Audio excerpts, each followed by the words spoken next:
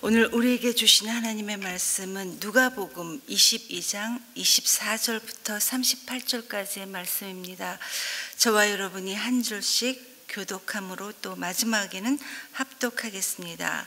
누가복음 22장 24절에서 38절까지의 말씀입니다. 제자들 가운데서 누구를 가장 큰 사람으로 칠 것이냐는 물음을 놓고 그들 사이에 말다툼이 벌어졌다. 예수께서 그들에게 말씀하셨다. 뭇 민족들의 왕들은 백성들 위에 군림한다. 그리고 백성들에게 권세를 부리는 자들은 은인으로 행세한다. 그러나 너희는 그렇지 않다. 너희 가운데서 가장 큰 사람은 가장 어린 사람과 같이 되어야 하고 또 다스리는 사람은 섬기는 사람과 같이 되어야 한다. 누가 더 높으냐? 밥상에 앉은 사람이냐? 시중 드는 사람이냐? 밥상에 앉은 사람이 아니냐. 그러나 나는 섬기는 사람으로 너희 가운데 있다. 너희는 내가 시련을 겪는 동안에 나와 함께한 사람들이다. 내 아버지께서 내게 왕권을 주신 것과 같이 나도 너희에게 왕권을 준다. 그리하여 너희가 내 나라에 들어와 내 밥상에서 먹고 마시게 하고 옥좌에 앉아서 이스라엘의 12지파를 심판하게 하겠다. 시몬아 시몬아 보아라. 사탄이 밀처럼 너희를 체질하려고 너희를 손아귀에 넣기를 요구하였다. 그러나 나는 내 믿음이 꺾이지 않도록 너를 위하여 기도하였다. 내가 다시 돌아올 때는 내 형제를 굳세게 하여라. 베드로가 예수께 말하였다. 주님, 나는 감옥에도 죽는 자리에도 주님과 함께 갈 각오가 되어 있습니다. 그러나 예수께서 말씀하셨다. 베드로야, 내가 네게 말한다. 오늘 닭이 울기 전에 내가 3번 나를 모른다고 할 것이다. 예수께서 제자들에게 말씀하셨다. 내가 너희를 돈주머니와 자루와 신발이 없이 내보냈을 때 너희에게 부족한 것이 있더냐? 그들이 대답하였다. 없었습니다. 예수께서 그들에게 말씀하셨다. 이제는 돈주머니가 있는 사람은 그것을 챙겨라. 또 자루도 그렇게 하여라. 그리고 칼이 없는 사람은 옷을 팔아서 칼을 사라. 내가 너희에게 말한다. 그는 무법자들과 한패로 몰렸다고 하는 이 성경 말씀이 내게서 반드시 이루어져야 한다. 과연 나에 관하여 기록한 일은 이루어지고 있다. 제자들이 예수께 말하였다. 주님 보십시오. 여기에 칼 2자루가 있습니다. 예수께서 그들에게 말씀하시기를 넉넉하다 하셨다. 아멘. 우리 사람들이, 우리 인간이 자기 자신을 만족시키기 위해서 대표적으로 추구하는 것들이 돈, 명예, 그리고 권력과 같은 이런 것들입니다. 그런데 이 가운데서도 인간의 욕망은 돈이나 명예를 추구하는 것에서 끝나지 않습니다. 결국 권력을 지향합니다. 그래서 가장 마지막에는 사람들은 꼭 권력을 갖고 싶어 합니다. 물론 인간으로서 좀 더 편안하게 살고 싶고 또 사람들에게 인정을 받고 싶은 것은 물론 어떻게 보면 당연한 것 같아 보이지만, 그래서 열심히 노력하고 노동을 해서 그런 삶을 살게 되는 것에는 아무런 문제가 없지만, 그러나 이것 자체만을 목적으로 삼는 것은 바르지 않습니다. 위험할 수 있습니다. 왜냐하면 이 목적을 이루기 위해서는 수많은 사람들을 제치고 또 밟고 올라가야 하기 때문일 것입니다. 오늘 본문에서는 하나님을 섬긴다고 하면서도 우리 인간의 이런 연약한 모습을 잘 보여주고 있는 사람들이 등장하는데 바로 우리들과 같은 예수님의 제자들이었습니다. 예수님께서는 어제 본문에서 제자들에게 내가 고난을 당하기 전에 너희와 함께 이 유월절 음식을 먹기를 정말 간절히 바랬고, 또 그러나 나는 너희와 더 이상 다시는 유월절 음식을 먹지 못할 것이다 라고 말씀하셨습니다. 즉 이 유월절 식사가 예수님과 그들과 함께 나눌 수 있는 마지막 만찬이라는 것입니다. 그 뒤에는 이제 예수님께서 그동안 여러 번 말씀하셨던 예수님의 죽음, 십자가의 고난이 있을 거라는 이야기입니다. 그리고는 이어서 예수님께서 제자들에게 잔도 돌리고 또 떡도 나눠주시면서 정말 뜻밖의 말씀을 하셨는데 너희 가운데 하나가 나를 곧 팔아넘길 것이다 라는 너무나도 충격적인 말씀을 하셨음에도 불구하고 그들은 잠시 동안만 의아해했을 뿐 곧바로 다른 문제로 돌아가 버렸습니다. 이 다른 문제란 바로 오늘 본문 24절에서 말씀하시고 있는 누가 가장 우리 가운데서 큰 사람이냐라는 서열 다툼이었습니다. 예수님께서는 이제 정말로 당신의 죽음이 가까웠고 이 자리에 있는 제자들 중 하나가 당신을 팔아넘길 것이라는 이런 심각한 말씀을 하셨음에도 불구하고 그러나 이 시점에서조차도 이들은 누가 넘버원이냐, 누가 우리 가운데 가장 큰 자냐라는 이 자리 다툼을 벌이고 있다는 것입니다.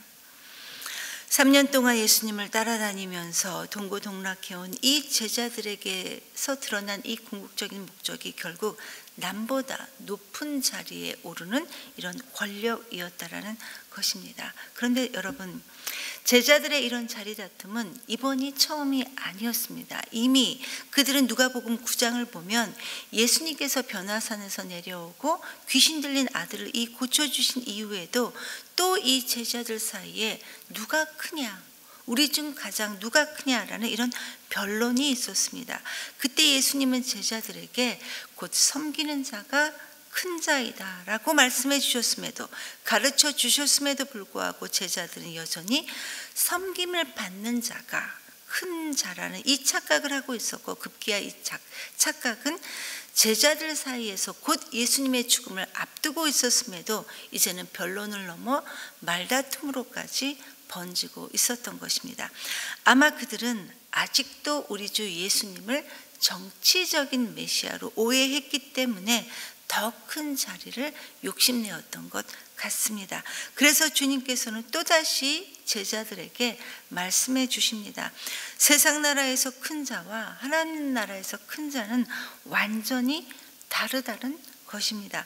세상에서 말하고 있는 문민족들의 왕은 사람들에게 권세를 부리고 또 사람들에게 은인으로 이렇게 칭송받기를 좋아하는 권력자, 즉 권세가 있지만 그러나 하나님 나라와 그 나라의 왕이신 예수 그리스도는 오히려 섬김을 통해 하나님 나라를 다스리신다는 완전히 그들의 생각을 넘는 이런 말씀을 해 주셨습니다. 여러분, 우리 주님께서는 하나님 나라에서 왜 섬기는 자가 큰 자인지를 이미 그 삶을 통해 우리에게 보여주셨습니다. 우리 주님은 이 세상을 호통치며 다스렸던 것이 아니라 오히려 우리의 죄를 대속해 주시기 위해 십자가에 달려 돌아가신 사랑과 희생을 보여주셨습니다. 그래서 몸소 보여주신 이 주님의 희생과 섬김을 통해 우리가 하나님 나라의 백성들이 되었기 때문에 이제 우리 모두도 주님을 따라 우리 각자의 자리에서 섬기는 자로 있을 때 이것이 곧 하나님 나라가 된다는 것이었습니다.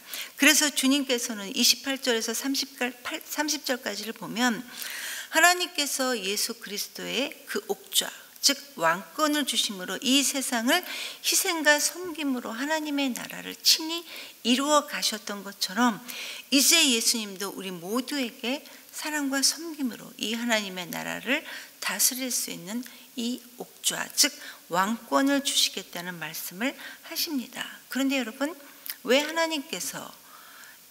예수님께서 이 제자들에게 그렇게 이 왕권을 주시겠다고 말씀하십니까? 이들이 그 받을 만큼 성숙했기 때문일까요? 아닙니다. 전혀 그렇지 않습니다. 제자들은 여전히 주님을 정치적인 메시아로 착각하고 있었고 심지어 지금도 제자들은 누가 우리 가운데 크냐라는 이런 것으로 다투고 있습니다. 실제로 이들은 주님께서 잡히셨을 때 도망쳤던 사람들이 바로 이 예수님의 제자들이었습니다. 그러나 그러함에도 불구하고 주님께서 제자들에게 하나님의 나라를 다스릴 수 있는 이 권세를 주시겠다고 말씀하셨던 것은 그들이 주님과 함께 늘 함께 했기 때문이라는 것입니다. 그동안 이 제자들은 주님께서 3년 동안 어떤 섬김의 길을 가셨고 어떤 기도를 하셨는지, 그리고 어떻게 죄인을 섬기고 그들을 사랑하셨는지를 직접 옆에서 보았던 사람들입니다. 그래서 주님과 동행하면서 직접 보고 경험했던 그 주님의 모습이 제자들에겐 변화된 삶을 살게 할 수 있는 근거가 되게 되었고, 또 섬길 수 있는 삶의 이유가 되어서 주님과 함께 하나님의 나라를 다스리게 될 거라는 이야기입니다. 비록 지금은 그들이 서로 높은 자리를 두고 다투고 있지만 결국에는 그렇게 될 것을 말씀하시고 있다는 이야기입니다. 날마다 조금씩 성숙해져서 주님의 자녀로 온전히 세워질 우리들의 모습을 미리 내다보시고 우리 하나님께서는 이렇게 말씀하시는 것입니다. 여러분, 부족한 우리가 어떻게 하나님의 나라를 이루어 갑니까? 주님께서 지금까지 우리와 함께 해주셨던 것처럼 앞으로도 우리와 함께 해주실 것을 믿고 그렇게 이루어 나아가실 것이기 때문입니다. 얼마나 감사한지 모릅니다. 그런데 예수님께서 이렇게 또 말씀하시기도 하지만 또 한편으로는 함께 심각한 경고의 말씀도 하십니다. 그것도 시몬의 이름을 2번이나 시몬아 시몬아 이렇게 연거푸 부르심으로써 지금 말씀하시는 이 내용의 심각성을 강조하셨는데, 그런데 여기에서 주의해서 우리가 살펴봐야 되는 부분이, 예수님께서 지금 부르기는 시몬아 하면서 베드로 한 사람을 부르지만 정작 그 내용은, 그 말씀하시는 내용은 그 예수님의 모든 제자들에게 하시고 있다는 것입니다. 즉 사탄이 주님으로부터 이 제자들을 멀리 떨어뜨리기 위해서 마치 밀을 채질하듯이 격렬히 흔들어댈 것을 요구했다는 것이지만, 그러나 주님은 베드로를 위해 또 우리 제자들을 위해 이 믿음이라는 알맹이가 떨어지지 않기를 기도하시겠다 이렇게 말씀하시면서, 그러나 너희는 장차 돌이킨 후에 형제들을, 하나님의 사람들을 굳건하게 세우는 자가 되어야 한다 이렇게 말씀하셨습니다. 그리고 실제로 베드로는, 그리고 또 많은 믿음의 제자들은 그렇게 했습니다. 마지막으로 35절 이하의 내용은 여러분 누가복음에만 나와 있는 내용입니다. 예수님께서 이 제자들에게 말씀하시기를 너희는 이전과는 달리 다른 환경에 이제 대비해서 준비해야 된다 이렇게 말씀하십니다. 전에는 너희가 아무것도 없어도 전혀 부족한 곳이 없었지만 그러나 지금은 상황이 완전히 바뀌었다라고 말씀하십니다. 그래서 이제는 너희들이, 이 제자들이 돈주머니를 친히 준비해야 됐고, 또 심지어 검이 없는 사람들은 옷을 팔아서라도 검을 사야 한다 이렇게 말씀하셨는데, 그 이유는 주님을 향했던 많은 사람들의 호의가 이제는 적대감으로 바뀌었기 때문입니다. 그래서 예수님께서 사람들에게 배척을 당할 것이기 때문에 그것에 대한 대비로 상징적으로 너희는 칼을 준비해야 된다 이렇게 말씀하셨는데, 그런데 실제로 이 어리석은 제자들은 이 예수님의 진의를 깨닫지 못하고 문자적으로 받아들여 칼을 준비했었고, 급기야 나중에는 이 칼로 사람의 귀를 잘라버리는 이런 어리석은 짓을 행하고 말았습니다.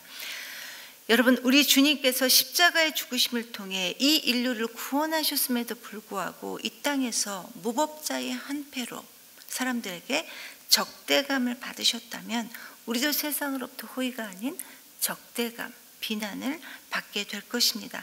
그러나 그러함에도 우리가 이 길을 포기하지 않고 끝까지 가야 하는 이 이유는 주님께서 그런 대접을 받으셨음에도 불구하고 부활의 첫 열매가 되심으로 하나님의 영광에 참여하셨을 뿐만 아니라 주님을 따르는 우리 모두도 그 영광의 자리로 부르시고 계시기 때문입니다.